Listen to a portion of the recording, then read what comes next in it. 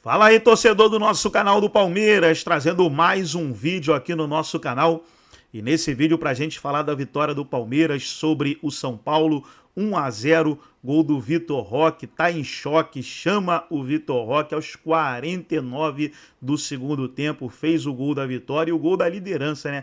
Porque o Palmeiras tinha perdido a liderança para o Flamengo, que tinha vencido o Bahia ontem, né? Mas aos 49, com o gol do Vitor Roque, o Palmeiras retoma a liderança. Vamos reagir, analisar aí aquilo que os comentaristas falaram após a partida, mas antes quero convidar você que ainda não é inscrito no nosso canal, se inscreva, ativa o sininho das notificações para você não perder nada. Tudo do Palmeiras, tudo do Verdão você encontra aqui no nosso canal. Vamos aí para a repercussão e logo depois eu estarei de volta.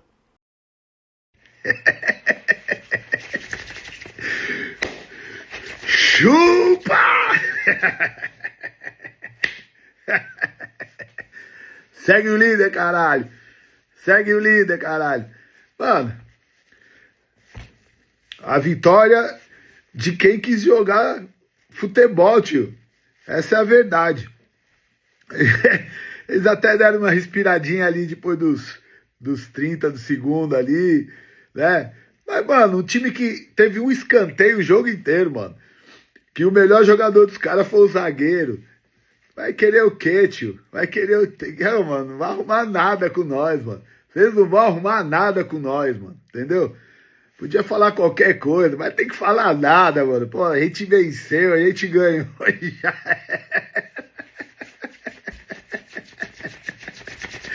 Ai, cara, chupa!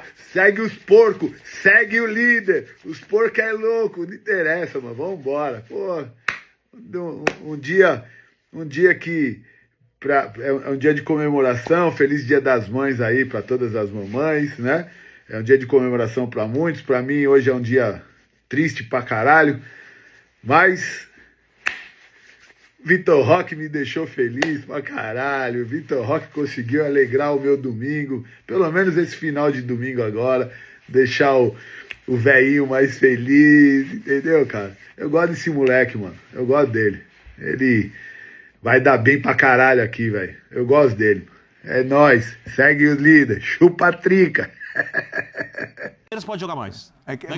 Mas você entra numa questão que é o mérito do outro lado. Eu não estou dizendo que a vitória é injusta e que não tem que ser comemorada. Eu só acho isso. É o mesmo papo do início do programa, quando o Jean fala assim, a gente estava falando, o São Paulo poderia ter ido além no primeiro tempo, o Jean fala, tem outro lado. Eu acho também, o Palmeiras trava as saídas e os bons escapes que o São Paulo tem. Foi assim que resolveu os jogos. O não fazer nada do São Paulo teve muito a ver com o Palmeiras. E o São Paulo, para mim, o tal São Paulo, que teve uma ideia de jogo bem executada no primeiro tempo, do ponto de vista do meio para trás, defensiva, o Palmeiras se movimenta muito. Esse Palmeiras de Paulinho e tudo mais, ele se movimenta muito. O Estevão que começa da ponta, cai pro meio, você não sabe se ele começou no meio, se ele tá na ponta, ele tá... E eu acho que o São Paulo, e você acompanhando, e o Zubeldia acompanha muito mais até do que a gente, porque tem que estudar e preparar o plano de jogo, você entende que se você começa a antecipar algumas movimentações, você vai travando algumas linhas de passe. Você trava uma linha de passe do Paulinho, você trava uma bola no Estevão com um cara na cobertura. Eu acho que o São Paulo vai bem quando ele trava essa movimentação, sabe, quase que louca, que você não consegue pegar o Palmeiras no primeiro tempo, como o Palmeiras também trava o escape. Por isso que dá uma impressão de que o primeiro tempo é truncado. E aí fica essa sensação, talvez, já o Palmeiras poderia ter feito mais. E aí acho que o Palmeiras volta para o segundo tempo tentando fazer mais e continua com dificuldade. O Palmeiras vai começar a ter um pouco mais de liberdade quando São Paulo, por escolha do Zubeldia, começa a se lançar mais, que é o tal do desenho da reta final do jogo que o André fala. Então, pelo mesmo motivo que eu acho que o São Paulo podia fazer mais se ele escapasse, e aí tem o mérito do outro lado, o Palmeiras poderia ter feito mais se ele entendesse as trocas, como é que elas estavam programadas e tentasse alguma coisa diferente. Mas aí é do jogo. Eu acho, Pedro... Porque um passe que entra desmonta isso. Sim. Tem, assim, eu entendo o que o Birner está falando no sentido de que, bom, se a gente vai dar nota para os dois goleiros, o Rafael vai ter uma nota absurda e o Everton não, obviamente... não é isso. Acho que notas iguais seriam justas. Eu acho que são notas iguais, cabe muito bem para os dois, pelas atuações do... Então, nesse aspecto, de fato, eu acho que assim, o Palmeiras não foi um time que criou um caminhão de chances e que exigiu um monte de coisa do Rafael. Agora, o Palmeiras buscou o jogo desde o começo, o Palmeiras dominou, o Palmeiras ficou com a bola no campo de ataque, o Palmeiras teve a iniciativa. Aí, eu vou pegar, porque assim, aí tem muito, obviamente, dos comentários que vêm depois dos resultados. O cenário desse jogo foi muito diferente do cenário de Palmeiras 0, Corinthians 1 na final do campeonato estadual no Allianz Parque. Foram cenários muito parecidos. Só que a bola do Yuri entrou, o Everton defendeu outra bola. Isso. Então, assim, enquanto neste jogo o Palmeiras dominou... não teve um pouco mais de presença ofensiva naquele jogo? Naquele? Talvez tenha tido até mais naquele. No segundo jogo. Não, no segundo jogo. Não, eu tô falando no primeiro jogo. Primeiro jogo. Eu acho que no primeiro jogo... O segundo Palmeiras foi bem pior. Eu acho que no primeiro jogo foi mais ou menos a mesma coisa. Ou seja, o Palmeiras... melhor no sentido de tomar iniciativa, de ficar mais com a bola no campo de ataque, de chegar mais perto do gol o tempo todo. Agora, naquele jogo, tomou o gol do Yuri Alberto, numa bola que é difícil entrar daquele jeito, e hoje conseguiu um gol nos acréscimos, numa bola que também não era fácil, que foi uma luta do Vitor. Então, assim, o que eu quero dizer é que, assim como o Palmeiras ganhou o jogo de hoje, jogando, teoricamente, um pouco melhor do que seu adversário, ele já perdeu vários jogos jogando exatamente a mesma coisa que ele jogou hoje. Comentário provocativo. Por favor. Se o chute do Vitor Roque é defendido pelo Rafael ou sai por cima, alguma coisa assim, o jogo termina 0-0, a tônica, eu não estou fazendo uma crítica a nós aqui. Pode fazer. A tônica, não, se eu achasse que seria apropriado, eu faria. Por favor. A tônica da opinião pública em geral seria: o São Paulo sabe enfrentar o Palmeiras mesmo, hein? Então. Ah, mas o Palmeiras está jogando mal, né? Não seria isso? Sim. Então, mas seria. É o que eu estou dizendo. Mas, na verdade, eu estou dizendo isso, que eu digo, assim, os mesmos elogios limitados que eu faço ao Palmeiras por essa vitória, porque eu acho que existem elogios a serem feitos, e eu já os fiz no começo do programa, eu acho que poderiam ser feitos no caso de uma derrota. Então, assim, não é porque, ganhou, tá tudo maravilhoso, não podia ter jogado mais, que maravilha, o Palmeiras com essa sequência absurda de vitória e tudo mais, e perdeu, tá tudo errado, não pode perder em casa pro Corinthians, como foi. Então, assim, os exageros, os resultados levam a exageros sempre, né? De comentário de, tá tudo muito bom, tá tudo muito ruim. Não tá tudo maravilhoso no Palmeiras, mas a força e a qualidade do elenco e do time e do treinador, elas estão aí e estiveram aí o tempo todo, até mesmo quando muita gente falava jogando melhor do que estava jogando no estadual. No campeonato estadual. E como não é só sobre desenho, plano e ideia, tá tudo muito maravilhoso quando o cara que vinha mais sendo questionado decide pelo terceiro jogo. Sim. Isso foge muito de qualquer plano de jogo, desenho, onde ele tinha que estar, quem ele arrastou, ele estava ali. Acabou. E é importante, e é importante porque o sorriso do cara que eu falo, a imagem do final do jogo, o elenco inteiro, o grupo, todo mundo que estava de verde trabalhando no campo hoje foi pra cima do Vitor Roque. Do tipo, todo mundo queria ver esse gol, todo mundo sabia que algo ali estava incomodando, porque, primeiro, a gente acho que já falou aqui, ele não vinha jogando mal. Ele não vinha jogando mal, não é um cara que estava perdido em campo, que não sabia o que estava sendo pedido dele. Não.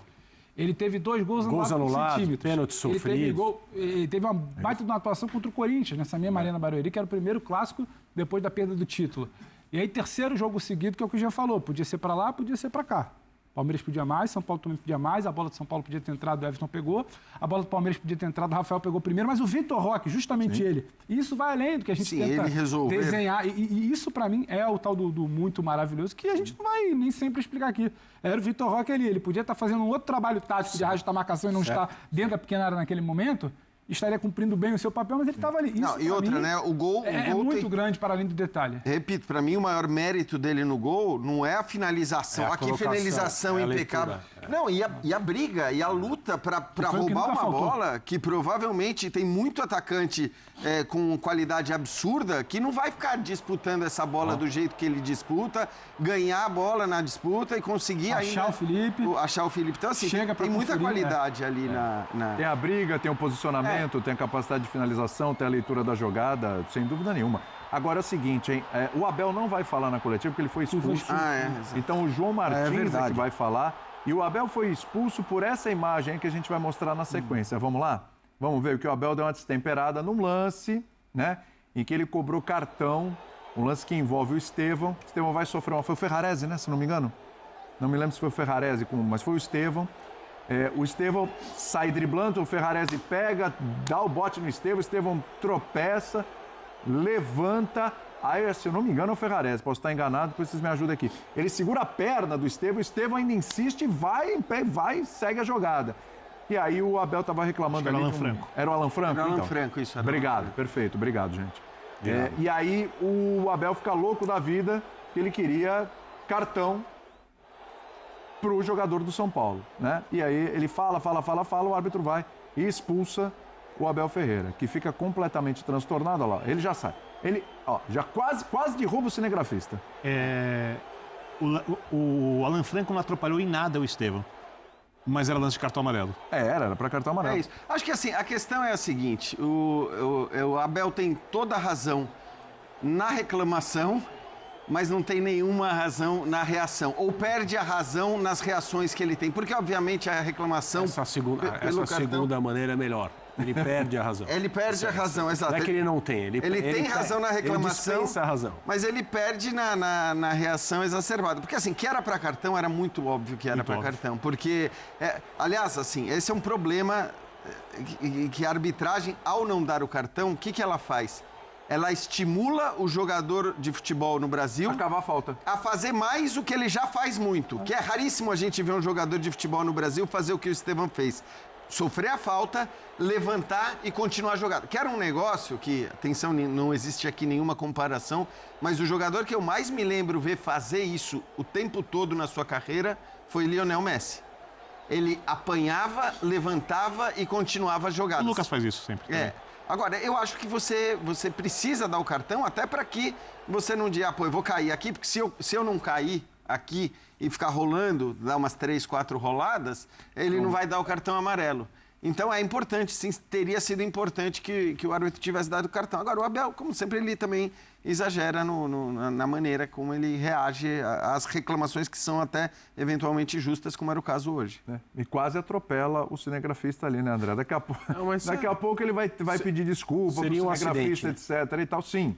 Mas acidente em meio a uma atitude intempestiva. Claro. Né? E aí a responsabilidade é do Abel. Porque eu tenho certeza que é isso. Ele vai vir pedir desculpa e tal, mas de novo a reincidente. O chamado calor do jogo, a temperatura, o nível de envolvimento, às vezes até o descontrole, são coisas que a gente precisa considerar na hora que a gente está falando sobre elas aqui, tranquilo, depois que tudo acabou e se passou. Porque ali o trabalho de muito tempo, existe a competição, existem outras coisas, são pessoas como nós, levam para dentro do campo qualquer coisa que elas estejam vivendo nas suas personas não públicas. Então, eu tomo sempre cuidado.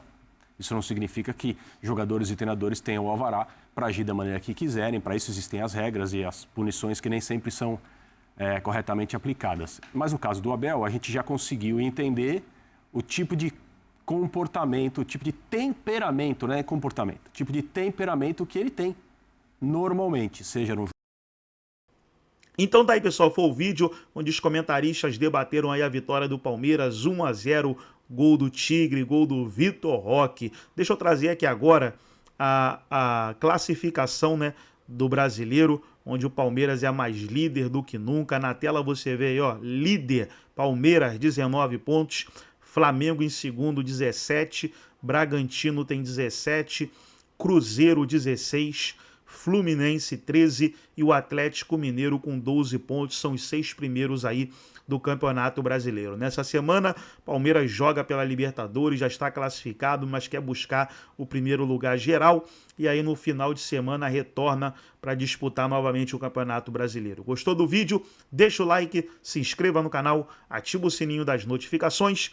Forte abraço a todos e até o nosso próximo vídeo aqui no nosso canal do Palmeiras.